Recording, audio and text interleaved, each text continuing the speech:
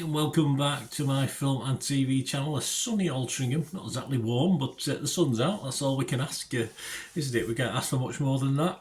We're going to have a look at a black comedy horror today. Yes, comedy element for me, not particularly worked that much. Occasionally it made me sort of, might have been wind actually, brought a smile to my face, but yes, not so much. I've seen it all before, done it all before. Perhaps I'm getting a bit long in the tooth, I don't know. But anyway, we're going to have something called The Monkey. Yes, 15 certificate, 98 minutes, written directed by Osgood Perkins, who's getting a lot of rave reviews, this guy.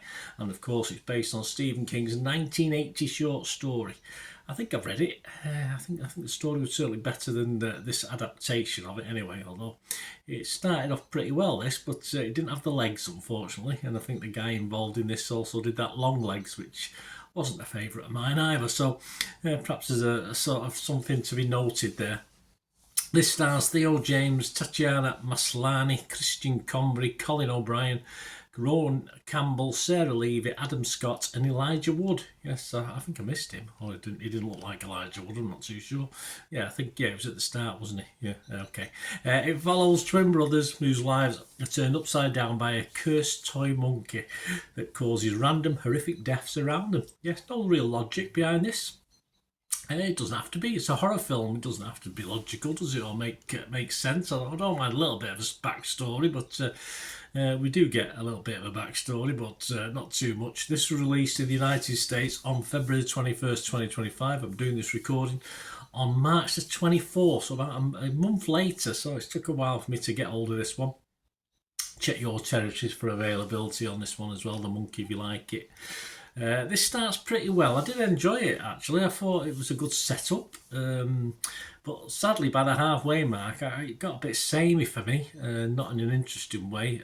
I'll say something like Final Destination movies. So it's always a matter of how they killed and bumped people off, wasn't it, in the Final Destination movies? But at least you invested in certain characters, and there was a certain number of characters you were caring about, or sort of liking or disliking in either way, and you knew they were going to be bumped off at some stage. But not perhaps in this. It's a bit more disjointed, this, at times, and the dark humour works occasionally, but not enough for me. I mean, some people love it. Some people are raving over it. I mean, Amy West from Total Film gave this 80 out of 100. She said, "The Monkey might be a horror, but it's a laugh riot too." Laugh riot.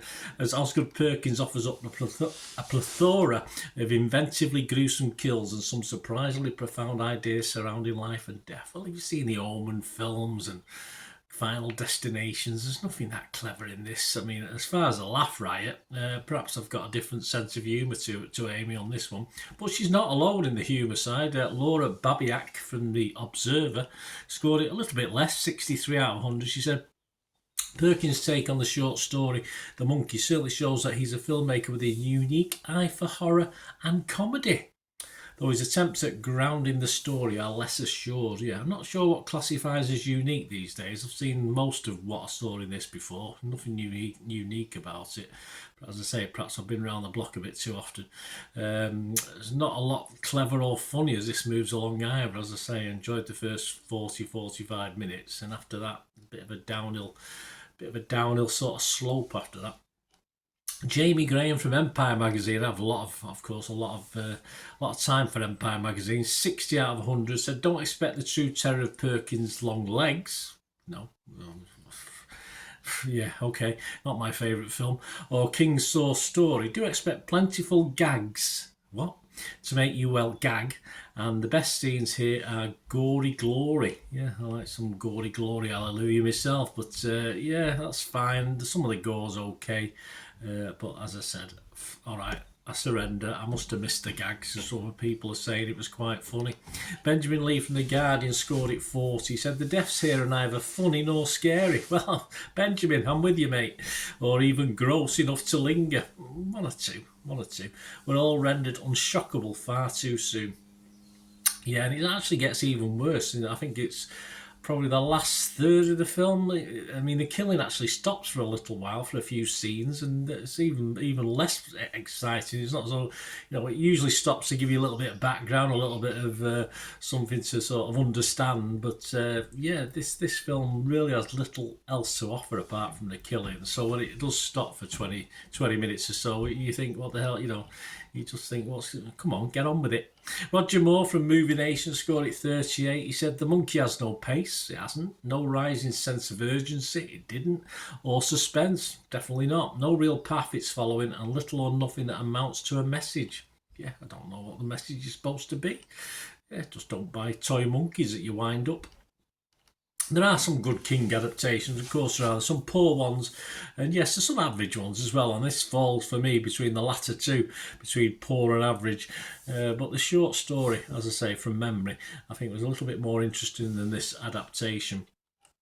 I think once key family characters and the babysitter are bumped off reasonably early doors, I'm not sure what the point is. Some of the characters that are killed, you barely know. You don't really care about them, so they're just all right. If they killed them in a fun way, fair enough. But even that's debatable. So as the body count rises, you care less and less for certain characters. Of course, you get on one or two that have been in it a little bit before. But yeah, it just becomes a bit samey for me, a bit samey, and it's gruesome killings. We've seen it, we've done it, we've been around the block for dozens of years that I've been watching horror movies like this. I think the randomness is perhaps the humour part of this, where of course you can have a laugh at people that you've not really got to know and dying in grotesque ways. But as I say, it only ever works sporadically, and it's certainly not enough to get giddy over or other things, that's for sure. So there you go. Score-wise, Rotten Tomatoes like it. Everyone seems to like this. 6.7 out of 10. 203 fresh, but a big chunk of rotten. 56 rotten on Rotten Tomatoes. The website's consensus, cruelly clever with some unforgettably gory set pieces. The Monkey reaffirms director Osgood Perkins' horror bona fides, while revealing he also has a surprising, albeit sick, sense of humour. I've been there, done it, seen other directors. I mean, there's one element of this reminded me of Mars Attacks, which is totally different sort of film. It's not science fiction, but I thought, well, yeah, I've seen this in Mars Attacks, so I don't know, see what and that was funny. That was clever and funny. This, not so much. There's nothing particularly unique about Mr. Perkins, I don't think. He's robbed things from other people. I did, though, as I said, like the setup, the early storytelling before it sort of lost its way. And of course, I did lose interest as well as we moved into that second half of the film. Metacritic 62 out of 100. That's based on 48 critics again. 28 positive, 15 mixed, and 5 negative. So there's a big chunk of negatives and mixed, but it's getting good scores. Rotten Tomato users 3.4 out of 5. That's okay. Metacritic users 6.3 out of 10. That's okay. Internet Movie Database, you always have to have a look at that, don't we? Over 21,000 scores and reviews, because it's been out over a month now, hasn't it, in the US? And it's getting 6.3, so yeah, I can imagine it'll stay around 6 to 6.3. I don't see any difference. As I say, they've certainly enjoyed the first half, if not the second half. So my score reflects that. I think I would be fresh. I've got to be like 51-49 in favour of fresh. I couldn't be rotten on this because it does have good bits. Mixed though on Metacritic, I'd have to be mixed on that one. And if I score in the first half of the film, say 6.5. Something like that, and then the second half still about a 5. I've gone in at 5.5 out of 10, so I'm not heartily recommending it. But if you've not seen lots and lots of horror movies, you've not seen the Final Destinations, Mars Attacks, stuff like that, then it probably appeal more. But as I say, I've been watching horrors probably for about 50 odd years now, and so there's not much that really shocks me or surprises me or looks unique, and this certainly wasn't unique in my mind anyway. So I'll give it a 5.5. So let me know what your thoughts are, guys. As I say, I hope you enjoy this sort of, I try and give other people's opinions of my view on their opinions, or if I disagree, which I tended to do today, or agree, which I did on a couple of occasions. So I enjoyed the little format, the way I do things. That's appreciated. Just leave us your comments. Contact me through my socials, or if you want to help support the channel, guys, if you like what I try and do, I'm always after support for the channel. I'm always very, very grateful. All I ever ask is you keep watching and listening.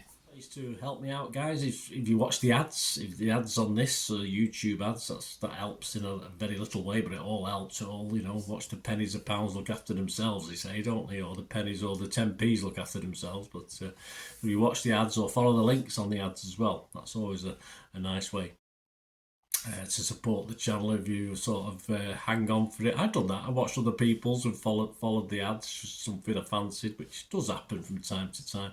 Of course, you can support me by pushing that subscribe button as mentioned earlier, and that of course pressing the button so you know when these vlogs are coming out. And of course I'm always interested in your opinions, and of course you can give us a like, that'd be wonderful as well. So thanks for watching, guys. Hopefully I'll join you very, very soon with something else. Until we meet again, I'll never ask one thing, don't I? Please stay safe, everyone. Bye for now.